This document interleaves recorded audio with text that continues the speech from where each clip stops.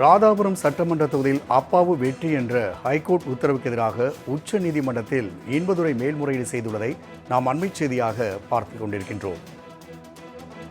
2016 தேர்தலில் இன்பதுரை வெற்றி பெற்ற நிலையில் இதனை எதிர்த்து அப்பாவு மேல்முறையீடு செய்திருந்தார். 10 ஆண்டுகளுக்கு பிறகாக இந்த வழக்கினில் தீர்ப்பு வழங்கப்பட்டது. அதன்படி அப்பாவு வெற்றி பெற்றதாகவும் இன்பதுரையுடைய வெற்றியை செல்லாது என்றும் நீதிமன்றம் அறிவித்திருந்தது.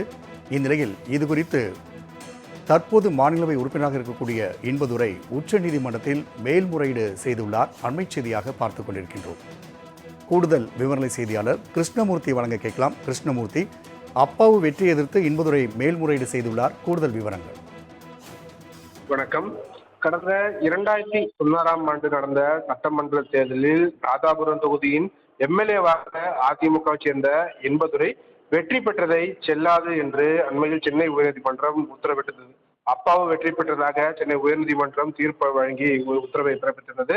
தற்போது இந்த சென்னை உயர்நீதிமன்றத்தின் இந்த உத்தரவை எதிர்த்து உச்ச நீதிமன்றத்தில் இன்பதுரை தரப்பில் மேல்முறையீடு தாக்கல் செய்யப்பட்டது. கடந்த 2016 ஆண்டு தமிழக சட்டமன்றத்தில் நடந்த தேர்தலில் திருநெல்வேலி மாவட்டம் ராதாபுரம் தொகுதியில் அதிமுக சார்பில் போட்டியிட்ட இன்பதுரை 49 வாக்குகள் வித்தியாசத்தில் வெற்றி பெற்றதாக அறிவிக்கப்பட்டிருந்தார். பள்ளி தலைமை ஆசிரியர்கள் சான்றளித்த 203 தபால் வாக்குகள் செல்லாது என தவறாக நிராகரிக்கப்பட்டுள்ளதாக கூறி இன்பதுரையின் வெற்றியை செல்லாது என்று அறிவிக்க வேண்டும் என்றும் தன்னை வெற்றி பெற்றவராக அறிவிக்க வேண்டும் என்று கூறி அப்பாவு தரப்பில் சென்னை உயர்நீதிமன்றத்தில் தேர்தல் வழக்கு தாக்கல் செய்யப்பட்டது. இந்த தேர்தல் வழக்கை விசாரித்த நீதிபதி ஜி ஜெயச்சந்திரன் ராதாபுரம் தொகுதியில் பதிவான தபால் வாக்குகளையும் 19, 20, 21 ஆகிய 3 சுற்றுகளில் எண்ணப்பட்ட மின்னணு வாக்குப்பதிவு இயந்திரங்களில் பதிவான வாக்குகளையும் மீண்டும் எண்ண வேண்டும் என்று கடந்த 2019 ஆண்டு அக்டோபர் 1ஆம் தேதி உத்தரவு பிறப்பித்திருந்தார். அதன்படி 2019 ஆண்டு அக்டோபர் 4ஆம் தேதி உயர்நீதிமன்ற வளாகத்தில் மறுவாக்கு எண்ணிக்கை தொடங்கிய நிலையில் முடிவுகளை அறிவிக்க உச்சநீதிமன்றம் தடை விதித்திருந்தது.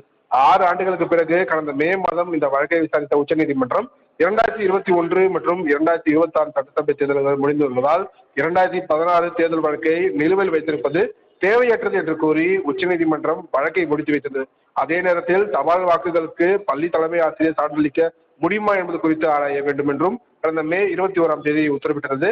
இந்த வழக்கை விசாரித்த சென்னை உயர்நீதிமன்ற நீதிபதி ஜெயச்சந்திரன் மறுவாக்கு எண்ணிக்கை குறித்த அறிக்கையில் தபால் வாக்குகளில் 153 வாக்குகளை அப்பாவு பெற்றிருக்கிறார் என்று கூறி இதன் மூலம் அவர் 104 வாக்குகள் வித்தியாசத்தில் வெற்றி பெற்றுள்ளார் என்று அறிவித்திருந்தது.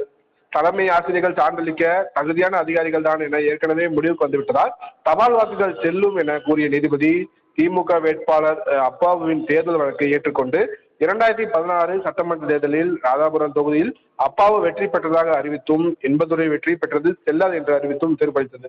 இந்த தீர்ப்பை எதிர்த்துதான் தற்போது உச்ச நீதிமன்றத்தில் இன்பதுரை தரப்பில் மனு தாக்கல் செய்யப்பட்டிருக்கிறது.